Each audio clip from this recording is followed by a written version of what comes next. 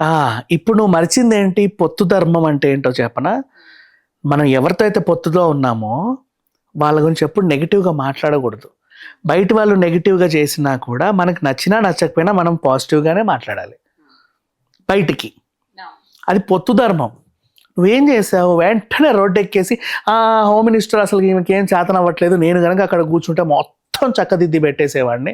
అసలు ఆ ప్రైమ్ మినిస్టర్‌ని, స్టేట్‌లో హోమ్ మినిస్టర్, సెంట్రల్ హోమ్ అందరిని తీసేయండి. నేను కూర్చొని మొత్తం దేశాన్ని చక్కబెడతా.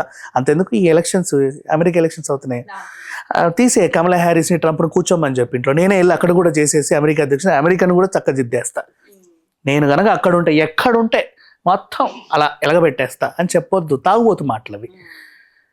వైన్ షాప్ వెనకాల తాగుతూ మాట్లాడతారే 8 పెగ్గులు, ఇందాక 4 పెగ్గుల ఎగ్జాంపుల్ చెప్పా.